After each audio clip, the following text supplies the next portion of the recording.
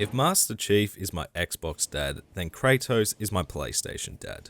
Odd way to begin a video, but that's the sort of nostalgia we're dealing with when talking about the God of War series. Now, this analogy probably doesn't make a lot of sense and is very strange, I know, but let me explain. God of War is one of only a few series that I've actually grown up playing. I first played the original God of War at 8 years old, then the sequel at 10, Chains of Olympus at 11, God of War 3 and Ghost of Sparta at 13, Ascension at 16, and finally God of War, the Viking one, at 21. Now, say what you will about whether I should or shouldn't have been playing this series so young.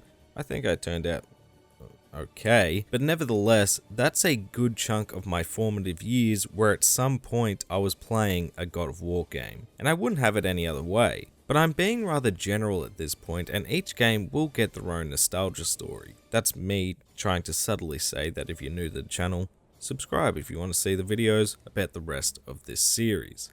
But let's go back to where it all began. I initially discovered God of War back in 2005 during a family gathering, or maybe just a general visit to my uncle's place. During this visit or gathering, I went over to my uncle's PS2 collection to pick a game to play, probably looking for the Wrath of Cortex, but instead I found God of War. I know, big contrast, but there was just something about this box art that made me want to find out more, and so I booted the game up. I managed to get to Athens before it was time to head home, but I was immediately hooked, and so asked my uncle if I could borrow it. He said yes, and well, the rest is history. I played God of War over and over and over again, playing the game on various difficulties, going after all the secrets, going online to learn more about this historical setting, and Greek mythology in general. I was obsessed, and I've been a God of War fan ever since. With that all being said though, I haven't played through the original God of War in probably over a decade, and as easy as it would be to think the game is flawless forever, at some point you need to put that nostalgia to the test. So that's what we're going to do today because, well, you all voted for it. How well does God of War hold up over 16 years later, and is it worth your time revisiting or playing for the first time? Let's find out.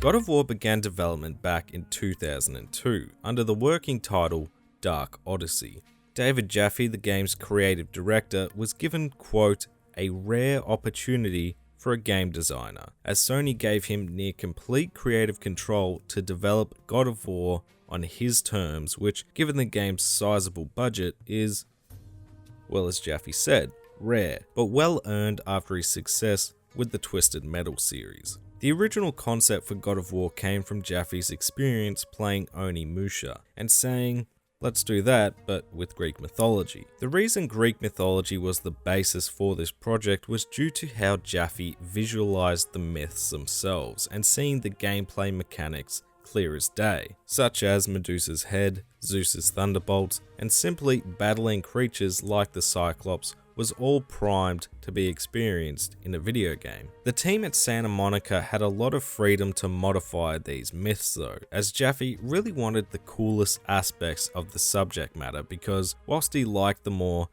kid stuff of Greek mythology such as the fantasy elements, the monsters and the big set pieces, he wanted more violence, more of an adult version like the Greek myths met a heavy metal magazine. The inspirations for God of War were plentiful, including 1981's Clash of the Titans, Devil May Cry, Prince of Persia, Ico, The Legend of Zelda, but perhaps most importantly, Indiana Jones and the Raiders of the Lost Ark. The reason Raiders of the Lost Ark was such an important inspiration for God of War actually relates back to Jaffe's cancelled project, Dark Guns. Dark Guns was a 4-year project that, as Jaffe describes, was made out of fear and anxiety after Twisted Metal 2, a game surrounded by negativity that was eventually scrapped, and Jaffe felt like he had missed out on a massive opportunity. After developing another Twisted Metal game though, he once again was asked, well, what next? This is where God of War was born, as Jaffe vowed not to make the same mistake again. He needed the next game to be made with passion,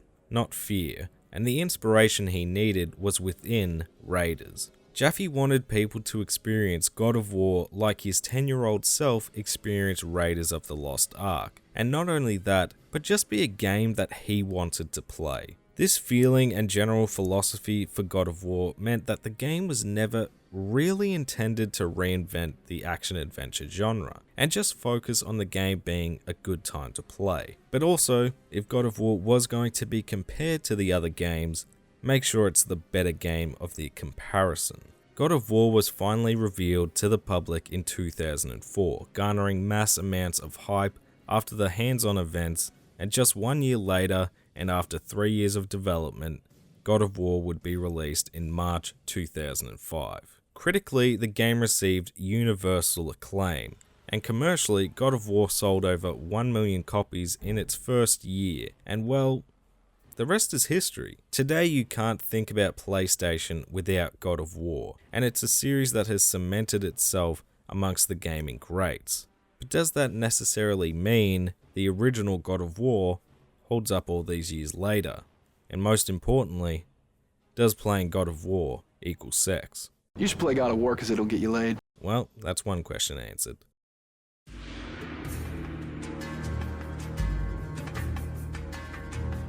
The story for God of War begins with our protagonist, Kratos, cursing the gods of Olympus for abandoning him, as he stands atop the tallest cliff in Greece and then proceeds to throw himself into the waters below. The screen fades to black, and then we come to learn the story for God of War actually takes place for the most part 3 weeks prior. That's how God of War begins, and we will come back to this moment, but first, we need to go over Kratos' backstory. I know usually I break down the story as it happens for the player, but with flashback storytelling, that isn't the best approach, at least that I've found, and because Kratos' history is such a big part of the plot, I think it just makes sense to go over how Kratos got where he is now in God of War first. Kratos was once a fearsome Spartan warrior, becoming the youngest captain of Sparta's army. He was a successful captain, as he commanded thousands, but with that success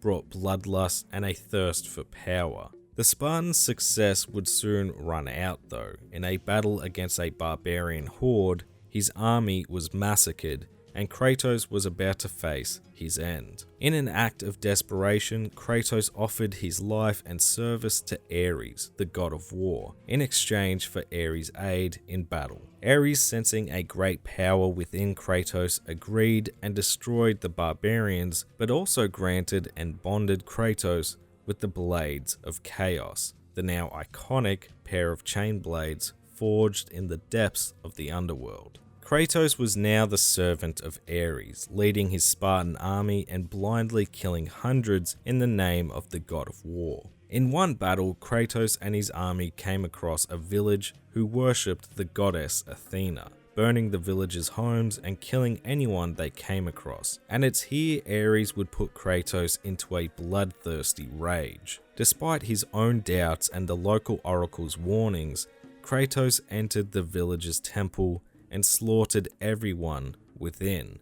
And then all became clear. Kratos' last 2 victims had been his own wife and daughter, as Ares explains that this village was his way of testing Kratos' power, and simultaneously trying to sever the last of his humanity. Kratos' actions that day would stay with him forever, both mentally and physically, as the local oracle cursed Kratos by binding the ashes of his dead family to his skin, giving him a pale appearance as well as the title that would be feared by all of Greece, the Ghost of Sparta. Kratos, now consumed by the constant nightmares of his actions, renounces his service to Ares and vows to serve the other gods of Olympus, in the hopes of ridding himself of these cursed visions. This brings us back to the start of the game, and Kratos has now been serving the gods of Olympus for 10 years. Kratos is on his way to Athena's city of Athens, which is under siege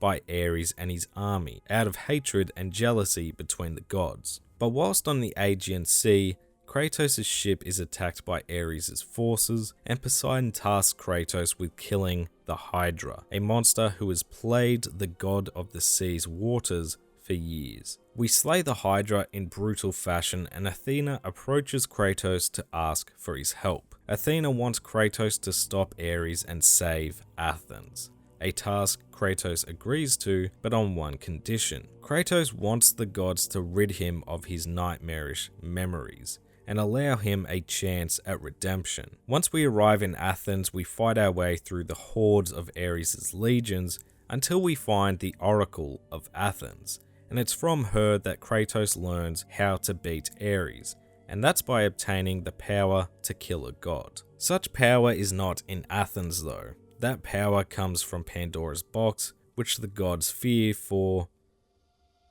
the reason I just said, and so it's locked away within Pandora's temple, which is on the back of the Titan Kronos, who is cursed to wander the desert of lost souls for eternity. Kratos makes his way across the desert and into Pandora's death trap of a temple, and retrieves Pandora's box. Ares feels Kratos has succeeded though, and hurls a pillar from Athens to the temple and straight through Kratos, killing him. Ares steals Pandora's box and Kratos gets sent to the underworld. Kratos manages to escape Hades' realm after help from the mysterious gravedigger we met in Athens, as he tells Kratos that Athena is not the only god watching over him. Back amongst the living, Kratos regains Pandora's box and we finally confront Ares. Ares becomes desperate after Kratos proves his power, and in an attempt to drive Kratos insane, Ares traps him in an illusion, making him relive the death of his family. This illusion ultimately fails, and in a last-ditch attempt to stop us,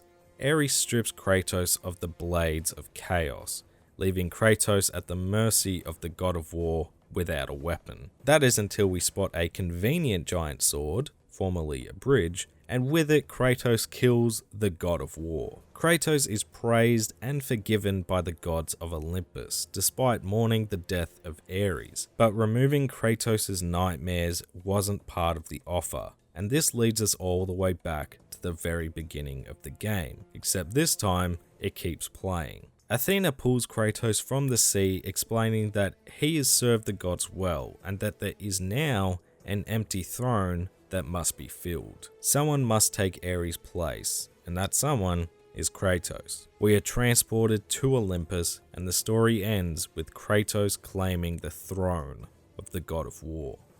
The story for God of War, to put it simply, is epic.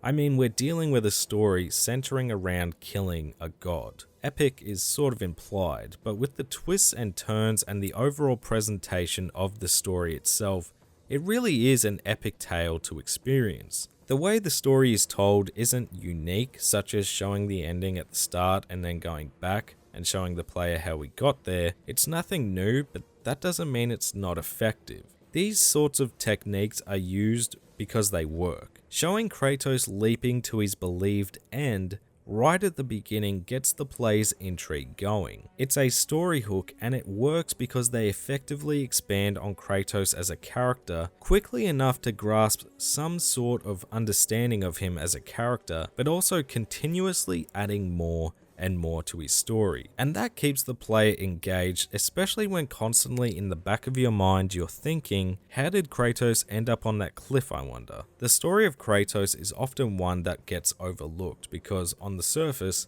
Angry Man is angry, and it's just an oversimplification. Yes, Kratos is an anger-filled sociopath who kills anyone or anything that gets in his way. But he wasn't always like this. The flashbacks do show Kratos to still be the bloodthirsty Spartan we know today, but it's when we see his reaction to him murdering his family and his interaction with his family in the illusion that does show Kratos' soft spot. This is an important moment because one, it shows Kratos had his limits and this is why he doesn't anymore. And two, it's after his family's death where he has just been cursed to forever wear their remains. The god he pledged his life to made him do it, and by the time we see Kratos again, it's been 10 years where every day he has had to mentally revisit this event. He becomes an understandable character. Don't get me wrong, he's an ass, but that mental tax Kratos is under makes his actions and responses understandable. I also really enjoyed the feeling of a continuous curse about Kratos. Obviously, there is the initial one, but even after all his work and service to the gods,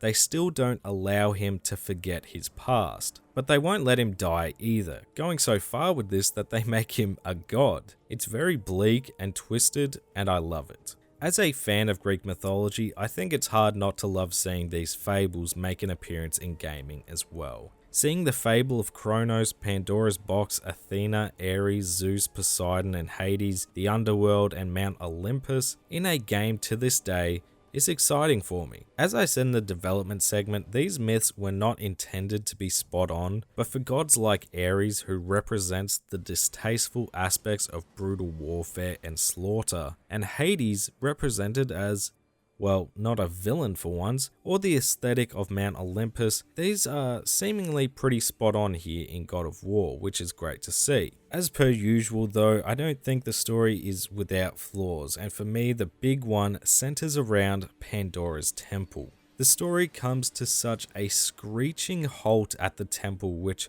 I want to say is roughly about half the game's runtime. The story mostly centers around the architect in this part of the game, which whilst I enjoy for his parallels with Kratos, I want that story to be the side story and not the focus of an area. Pandora's temple is just such a large section of the game, and it doesn't feel like they struck the right balance of story and gameplay on this one. I will also say on the nitpickier side, I think Ares could have gotten a little more time to shine and really highlight him as this great antagonist, but we still do have enough motivation to kill him, so this isn't such a big deal for me. Overall though, I just really enjoyed God of War's story, and I think that's pretty obvious by this point. The journey of development we experience with Kratos makes him feel like a human being. Sure, he's angry, he hates the world, and he kills everything in his way. I'm not saying he's a good person, but when you learn about his past and what he's living through,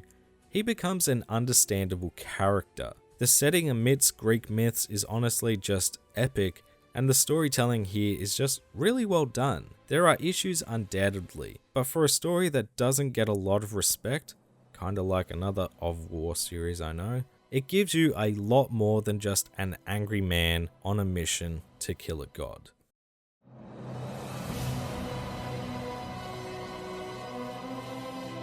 God of War does begin to show its age in regards to its gameplay, and no, it's not really a negative, it just feels like the first game in the series, which it is. Obviously, replaying God of War today, I've played through the series this game created, and I've seen how the gameplay has improved and expanded. But there's a reason the gameplay formula never really strayed too far from what we experience here in the original God of War. Well, I mean, not including the most recent God of War. And that's because it's still a bloody good time to play to this day. What is the God of War formula though? Well, God of War is a third-person action-adventure with a fixed camera perspective and centering around hack-and-slash combo-based combat, platforming, and puzzles. But more specifically, this is the God of War formula. Yes, I did make up the percentages, but this is what it feels like. As you can see, for an action-adventure game, God of War leans pretty heavily into the action category, and because the combat is such a big piece of this pie, well, it just makes sense to talk about it first. If I was to describe God of War's combat in a single word, well, I'd have a few to choose from, such as simple, satisfying, repetitious even, but I'd probably go with flowing. There's such a great flow to God of War's combat. The way Kratos moves when he switches between light and heavy attacks, creating new combinations, grabbing an enemy and whipping them around the arena, dodge rolling around massive enemies, perfectly timed blocks, all of these whilst mixing in the numerous magic abilities, switching between the Blades of Chaos and the Blade of Artemis, and then building up to using the Rage of the Gods ability to unleash maximum badass. Each movement just flows into one another so effortlessly, which for a hack and slash combo chasing system is what you want. It feels good to see that combo meter going up because firstly, it goes away quite quickly, so it makes it feel like you've earned every single digit in that combo. But secondly, it just feels like, well, like you've unleashed a death dance against your foes. I don't know what it is, but the way the blades of chaos move around and the way Kratos moves with them, it feels very dance-like. It gives me a Dancer of the Boreal Valley vibe, or vice versa technically, which probably contributes to the overall feeling of flow. The enemies are a big contributing factor as to why this game flows so well. The AI isn't Flash by any means, but they're still a threat. The Wraiths gave me a hard time constantly, which is embarrassing, especially in the right combinations, and they force the player to find specific weaknesses and potential strategies when you're ambushed, such as undead legionnaires with no armor are best to grab and whip around, hurting other enemies. In tight proximity, maybe consider busting out the Blade of Artemis since range shouldn't be an issue, or the bigger the enemy like the Minotaur or Cyclopses, the more useful Medusa's Gaze may be, or combinations that stun an enemy or have good range. This brings me to the infamous QuickTime events, another mechanic that gives the player more to think about in combat, as enemies like the Gorgon have trickier QTEs but are a great source of magic, making for a great risk versus reward, especially if you're on lower health and mess up these prompts, you're done and you need to restart. There's something just satisfying about wailing on a Cyclops, for example, seeing that big red circle appear and then brutally slaughtering them. It's visually a badass reward for the player, even if some prompts make you feel like your finger is having a spasm, and sometimes the grab to initiate these moments flat out doesn't work. That's always fun. The combat really does hit its peak towards the end of the game though, and that's simply because by that point, you've gotten all the magic abilities, you've leveled up the Blades of Chaos and unlocked more combinations, and in general, you're just better by that point. In God of War's beginning, repetition can rear its head much more frequently. Less enemy variety, less combo possibilities. You just have less, which means you fall into somewhat of a routine at times. For example, the best magic ability is by far Poseidon's Rage. It covers a big area which through leveling just becomes a monstrous area of effect, can be used multiple times in a battle if you have full magic, and the competition for most of the game is Medusa's Gaze, which is more effective for small encounters like a pair of Minotaurs or Cyclopses, and Zeus's Fury that are used once to progress. It's just too good and only gets some competition when you unlock Hades' army, which is too close to the end. Unlocking Hades' army earlier or Poseidon's Rage later would have fixed this one-sided magic battle. The same can be said for the square-square-triangle combo. You have it from the game's beginning and it just is a little too effective as it stuns most enemies and multiple at a time, which for situations where you're on the clock, this combo is just your go-to. Again, probably should be unlocked either later in the game or beef up the other combos' effectiveness to avoid an over-reliance on a single combination. But in general combat, it doesn't take long to break a repetitious sort of routine, whether it be a new enemy, a new mix of all the enemies, adding a task to complete whilst in battle, new weapons or magic, or simply by leveling up and unlocking more combos or more powerful magic. It's just good to have options and variety in this sort of combat system, and the longer you play, the more you have. It's really that simple. On the nitpickier side, I do wish you could get more magic through combat like the Rage of the Gods ability. Whilst you usually find magic chests after each encounter, you have about 2 or 3 good magic uses which is going to be used on either Hades or Poseidon, and because you rarely get more magic in combat, Medusa and Zeus's abilities just will rarely, if ever, get used because compared to the other abilities, they just don't stack up. I do also think the leveling could have been a bit speedier, not in regards to lowering the asking price, just literally buying the levels is a time sink and could have been a lot quicker. But when I think of God of War now, I think big boss fights against mythical monsters or gods, probably because God of War 3 is so damn awesome. So, what are the bosses like here? Well, they're sort of just alright. All three fights are visually still on point, and it feels great to take on these massive beings one-on-one for that power trip. But they all have issues. The Hydra has a bit too much health, making the fight drag for a little too long. Pandora's Guardian seems like it should have different phases of the fight, but it doesn't really change bar a bit of a speed difference when you take its armor off. And Ares is a good fight, until he takes away all your abilities, leaving you to block and wait for openings. I did enjoy aspects of each boss. I loved the satisfaction of impaling the Hydra's heads, stripping the mechanical parts of Pandora's Guardian, and the aspect of killing a god and doing so with all your tools you've accumulated along this journey, but there is just aspects of each fight that make me go, yeah, that was alright, but could have been better.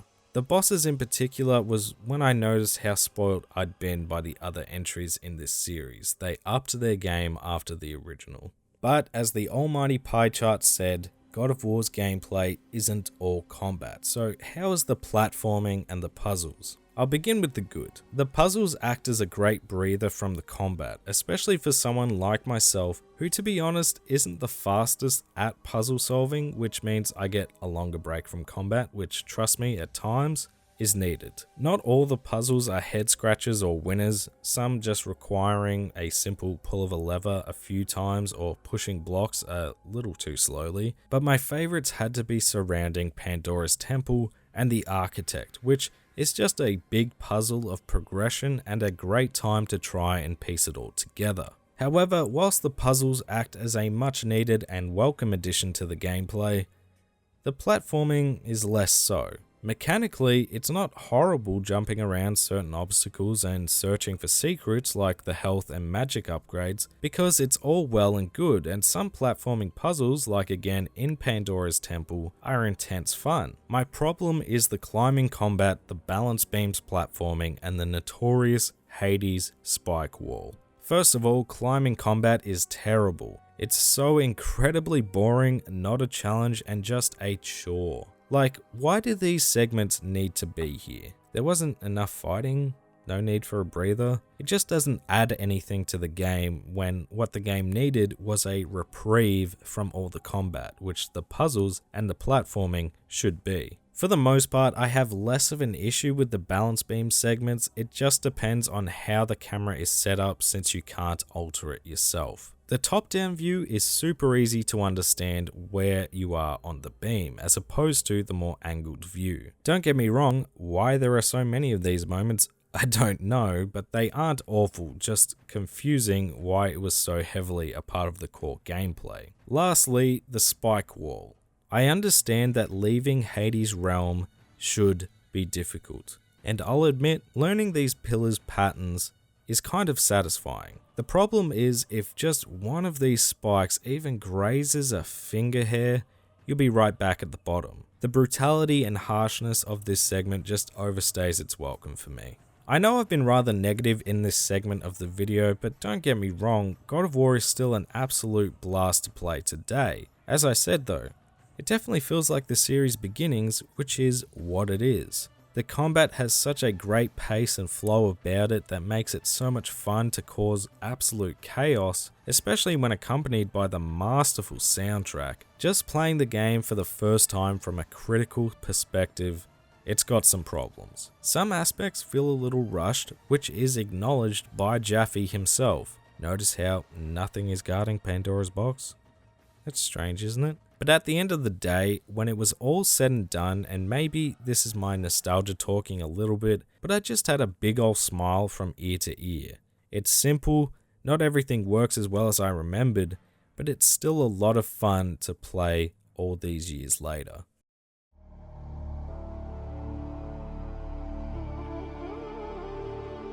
Was God of War as good as I remembered? No. It wasn't, but to be fair, my own expectations due to nostalgia had gone wild over the course of time. Do I now have a new appreciation for the original God of War though? Absolutely.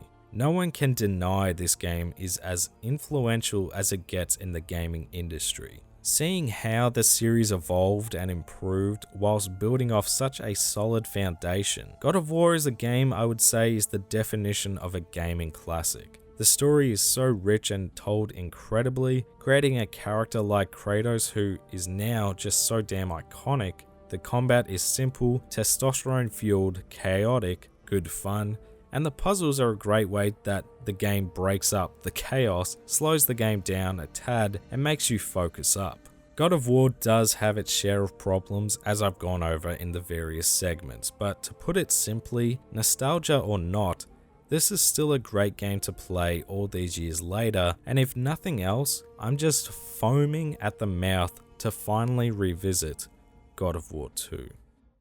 Thank you all so much for watching. I had such a great time revisiting the original God of War, and I hope you enjoyed revisiting the game with me. If you enjoyed the video, make sure to leave it a like because it helps let me know that you enjoyed yourself. Comment below your thoughts on God of War or the series in general, as well as any suggestions for games you want to see covered in the future. If you're new to the channel, make sure to subscribe, go give my socials a follow if you fancy @MayorHairBear, and I'll catch you all in the next video.